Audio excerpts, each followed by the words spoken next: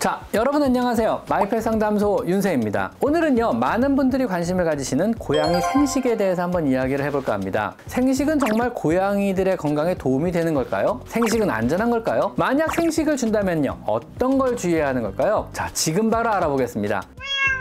많은 수의사들은요, 생식이 안전하지 않다고 믿고 또 권장도 하지 않습니다. 공식적으로는요, 미국의 FDA와 AAHA, 즉 미국 소독물협회에서는요, 생식을 하는 경우 위생적인 것과 영양소의 균형 측면에서 주의를 요하기 때문에 보편적으로는 권장하지 않는다고 공식적으로 이야기합니다. 물론요, 한국동물병원협회 역시 반려동물에게 생식은 위생상 그리고 공중보건상 안전하지 않기 때문에 공식적으로 권장하지 않고 있습니다. 첫 번째로 생식의 위험한 점은요, 기생충이나 박테리아에 노출될 위험이 높습니다. 날육류에는요, 의외로 많은 기생충에 오염이 되어 있습니다. 사람은 날 음식을 섭취 후 증상이 나타난다면요, 바로 구충제나 약물을 먹어서 치료를 하지만은요, 고양이의 경우는요, 증상이 나타나 우리 눈에 띄일 때쯤에는요, 이미 심각한 감염 상태에서 발견될 가능성이 높기 때문에 기생충의 감염에 상대적으로 더 취약해집니다. 더구나 모든 육류는요, 도축된 직후부터 박테리아들의 번식이 시작됩니다. 이것은 냉장 상태나 냉동 상태로 유통이 되더라도요,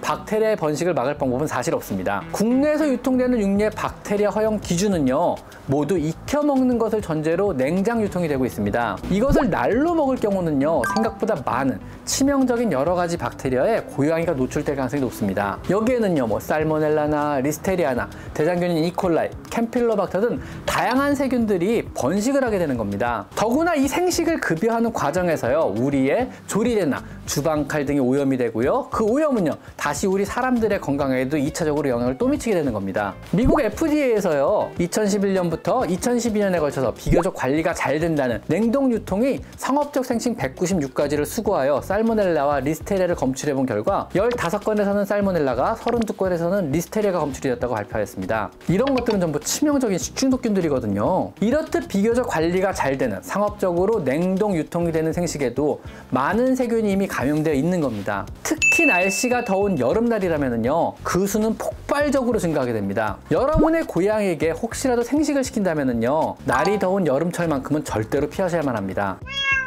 두 번째로요, 생식은 여러분이 영양 균형을 맞추기가 쉽지 않습니다. 아니, 거의 불가능합니다. 사실 생식은 생각보다 고양이 장 속에서 소화 흡수가 굉장히 힘든 식재료입니다. 익힌 고기나 탄수화물은요, 고양이가 잘 소화를 시키는 편이나 익히지 않은 단백질과 탄수화물의 소화율은요, 지극히 낮습니다. 특히 비타민 A나 D, 이 같은 지용성 비타민은요, 생식으로는 흡수가 매우 어려운 비타민에 들어가고요, 비타민 B1의 부족을 초래할 가능성이 굉장히 높아지게 되는 겁니다. 또 지나칠 육류 위주의 섭취로 인해서 인해 비율이 지나치게 높아져 심각한 저칼슘 혈증이나 아니면 신부전 등으로 생명의 위협을 받을 수도 있습니다. 보통 칼슘과 인의 비율은요, 1:1이나 2:1 정도이나 육류의 경우는요, 1:17 정도로 굉장히 높은 인 함량으로 인한 저칼슘 혈증 혹은 뼈의 약화, 신부전 등의 문제가 생길 수 있는 겁니다. 그래서 고양이의 경우는요, 생식의 영양 균형과 관련된 여러 논문들이 전 세계 여러 나라에 걸쳐 나왔습니다. 2014년도 미국의 UC 데이비스에서는요, 시중에 여러 가지 경로, 책이나 인터넷을 포함해서 굉장히 다양한 경로로 알려져 있는 생식 레시피 200여 가지를 조사,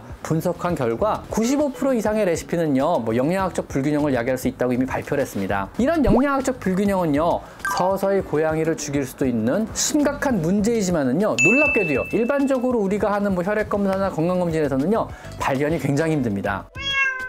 하지만 일부 케이스의 경우 생식을 권장하는 수의사분들도 있습니다. 사료에 들어있는 각종 화학적 보존제 혹은 방부제 등으로 인해서 내 고양이가 지속적인 소화장애나 피부 질환이 있다면요, 이럴 때 권하는 경우도 있고요. 혹은 심각한 만성 변비로 고통받는 고양이의 경우도요, 수분 함량이 월등히 높으며 기호성이 좋은 생식을 권하는 경우도 있습니다. IBD 같이 치료가 안 되는 염증성 장질환의 경우는요, 생식을 통해서 그 증상이 완화된다면요, 그런 경우는 권장하는 경우도 있습니다. 하지만은요, 이 역시 일부의 경우만 효과가 있을 뿐 모든 고양이가 이런 질환에 생식이 효과가 있는 것은 아니며, 효과가 있더라도요, 계속 위생과 영양학적 균형을 맞춰가며 주는 것이 불가능하기 때문에 역시 여전히 더 많은 수의사들은요, 생식을 그리 권장하지 않습니다. 생식이란 것은요, 우리 동물, 우리 고양이들에게 올바른 먹거리를 주겠다는 좋은 의도에서 출발한 것입니다. 하지만 의도가 좋다 하더라도요, 개와 고양이뿐만 아니라 나아가 집사들의 건강에도 위협을 가한다면은요, 결코 좋은 방법이라고 할 수 없습니다. 없을 것입니다. 만약에 생식을 급여해야 한다면요, 위생관리와 영양균형에 대해서 굉장히 주의를 기울이셔야 합니다. 위생관리를 위해서는요, 육류가 상온에 노출되는 시간을 최소한으로 줄이시고요, 면역력이 약한 사람은요, 더욱 생식을 다루는데 굉장히 주의를 하셔야만 합니다. 또 영양균형을 위해서는요,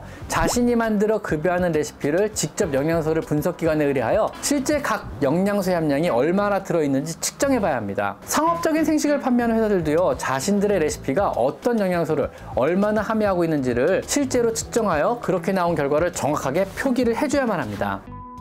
흔히들 생식은 진리다라고 하기도 합니다. 하지만 과학적으로 입증된 사실은요, 고양이의 건강을 위해서는요, 영양 균형이 중요하다는 것입니다. 생식을 급여하는 것은요, 그 자체로 다양한 장점을 가지고 있기 때문에 좋은 방법일 수 있습니다. 다만 생식은 급여 형태의 하나일 뿐이고요, 어떤 급여 형태가 되었든지요, 음식에서 가장 중요한 것은요, 영양의 균형입니다. 이 영양의 균형과 관련된 고민과 노력이 좀 더 있어 준다면은요, 같이 사는 고양이에게 조금 더 나은 삶을 제공해 줄 수 있을 것입니다. 자, 오늘은요, 고양이의 생식에 대해서 한번 알아봤습니다. 자, 오늘은 여기까지 마이펫 상담소 윤세입니다. 감사합니다.